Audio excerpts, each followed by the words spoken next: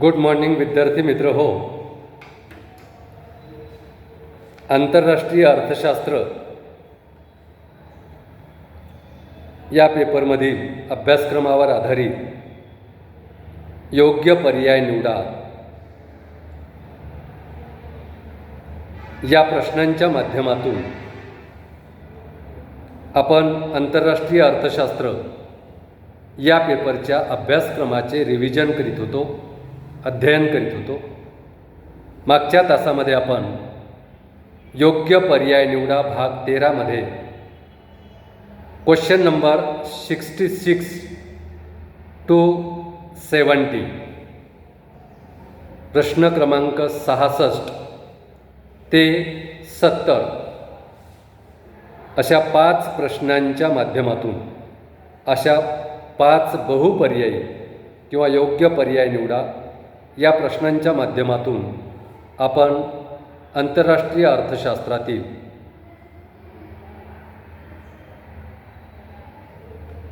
अनेक मुद्द्यांवर त्या ठिकाणी चर्चा केली होती आणि योग्य पर्याय कोणता आहे याबाबत अध्ययन केले होते.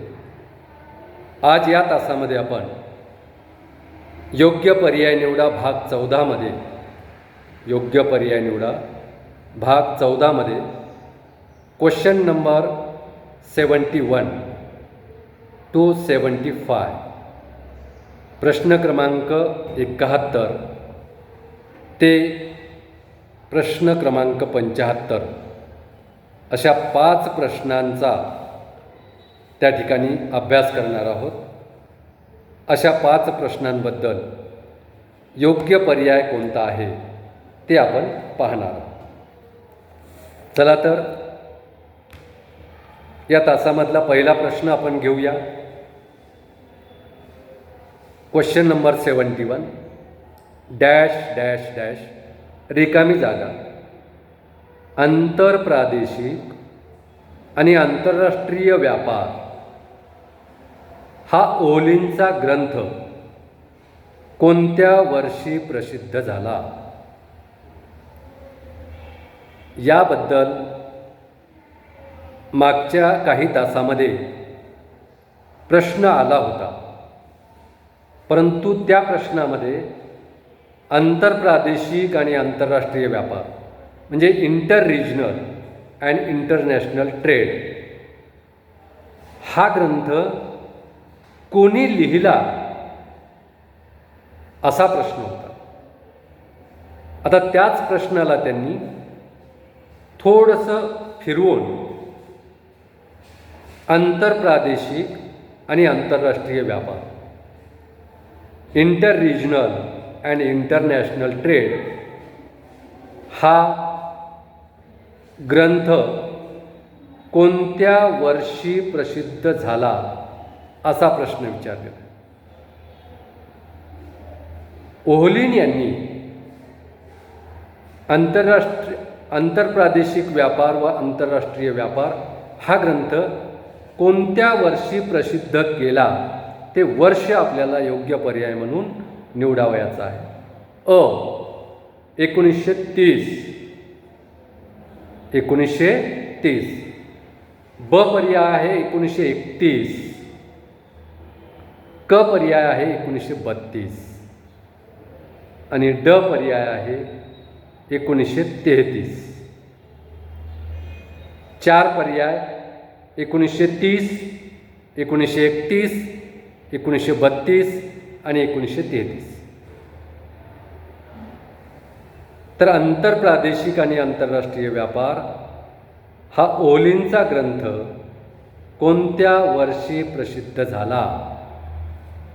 1930 मध्ये झाला का? नाही, म्हणून अ पर्याय अयोग्य.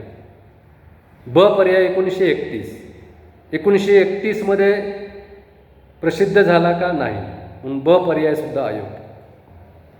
क पर्याय 1932 मध्ये झाला का? नाही, क पर्याय सुद्धा अयोग्य. आता राहिला एकच पर्याय ड. तर ड आहे 1933. तर 1933 ड हा पर्याय योग्य पर्याय आहे, कारण 1933 मध्ये आंतरप्रादेशिक आणि आंतरराष्ट्रीय व्यापार हा ओलींचा ग्रंथ प्रसिद्ध झालेला आहे. म्हणून त्या ठिकाणी योग्य पर्याय आहे 1933 ड. पुढचा प्रश्न घेऊया. रिकामी जागा हे हेक्स्चर ओलिन यांच्या आंतरराष्ट्रीय व्यापार सिद्धांताचे गृहीतक नाही. आपण हेक्स्चर ओलिन यांच्या आंतरराष्ट्रीय व्यापार सिद्धांताची गृहीतकं पाहिलेली आहे. प्रत्येक गृहीतक आपण त्या ठिकाणी 1 बाय 1 डिटेल अभ्यास केला आहे. तर खालीलपैकी कोणतं हेक्स्चर ओलिन यांच्या आंतरराष्ट्रीय व्यापार सिद्धांताचं गृहीतक नाही ते आपल्याला योग्य पर्याय म्हणून निवडायचं आहे. पहिला पर्याय आहे अ, पूर्ण रोजगार असतो. तर पूर्ण रोजगार असतो हे गृहीत हेक्स्चर ओलिन यांनी त्यांच्या आंतरराष्ट्रीय व्यापारासाठी घेतलेला आहे. म्हणून अ पर्याय अयोग्य. ब पर्याय आहे वाहतूक खर्च नसतो. वाहतूक खर्च नसतो हे सुद्धा गृहीत त्यांनी घेतलेला आहे. क, मुक्त व्यापार नसतो. तर हेक्स्चर ओलिन यांनी त्यांच्या आंतरराष्ट्रीय व्यापार सिद्धांताचे मुक्त व्यापार नसतो हे गृहीत घेतलेले नाही. म्हणून क पर्याय मुक्त व्यापार नसतो हा योग्य पर्याय आहे. आणि ड आहे पूर्ण स्पर्धा असते. तर हेक्स्चर ओलिन यांनी पूर्ण स्पर्धा असते असं सुद्धा गृहीत धरलेलं आहे. म्हणजे अ पर्याय, ब पर्याय आणि ड पर्याय हे अयोग्य पर्याय आहेत. योग्य पर्याय आहे मुक्त व्यापार नसतो. कारण हे हेक्स्चर ओलिन यांच्या आंतरराष्ट्रीय व्यापार सिद्धांताचे गृहीत नाही. पुढचा प्रश्न घेऊया. Question number 73. ज्या वस्तूंच्या उत्पादनासाठी श्रम अधिक लागतात व भांडवल कमी लागते त्या वस्तूंना रिकामी जागा वस्तू असे म्हणतात. पहा, प्रश्न पुन्हा एकदा आहे. ज्या वस्तूंच्या उत्पादनासाठी श्रम अधिक लागतात व भांडवल कमी लागते त्या वस्तूंना रिकामी जागा वस्तू असे म्हणतात. अ पर्याय आहे श्रमप्रधान, ब पर्याय आहे भांडवल प्रधान, क पर्याय आहे पर्यायी आणि ड आहे पूरक. तर त्या ठिकाणी ज्या वस्तूच्या उत्पादनासाठी श्रम अधिक लागतात व भांडवल कमी लागते त्या वस्तूंना रिकामी जागा वस्तू असे म्हणतात. तर अ पर्याय आहे श्रमप्रधान. तर अ पर्याय हा योग्य पर्याय आहे. कारण ज्या वस्तूच्या उत्पादनासाठी श्रम अधिक लागतात व भांडवल कमी लागते त्या वस्तूंना श्रमप्रधान वस्तू असे म्हणतात. म्हणून अ पर्याय हा योग्य पर्याय आहे. कारण ह्या वस्तूंचं उत्पादन करण्यासाठी श्रम अधिक लागतात, भांडवल कमी लागते, म्हणून त्या वस्तूंना श्रमप्रधान वस्तू असे म्हणतात. ब पर्याय होता भांडवल प्रधान, हा अयोग्य आहे. क पर्याय होता पर्यायी, हा सुद्धा अयोग्य आहे. आणि ड पर्याय होता पूरक, हा सुद्धा अयोग्य आहे. म्हणजे अ पर्याय हा योग्य पर्याय आहे आणि ब, क आणि ड हे पर्याय अयोग्य पर्याय आहे. ओके. पुढचा प्रश्न घेऊया. Question number 74. रिकामी जागा डॅश डॅश डॅश, सुरुवातीलाच रिकामी जागा, यांच्या मते रिकामी जागा यांच्या मते भांडवल श्रीमंत देश भांडवल प्रधान वस्तूंची निर्यात करतो आणि श्रमश्रीमंत देश श्रमप्रधान वस्तूंची निर्यात करतो। रिकामी जागा यांच्या मते भांडवल श्रीमंत देश भांडवल प्रधान वस्तूंची निर्यात करतो आणि श्रमश्रीमंत देश श्रमप्रधान वस्तूंची निर्यात करतो। भांडवल श्रीमंत देश म्हणजे काय?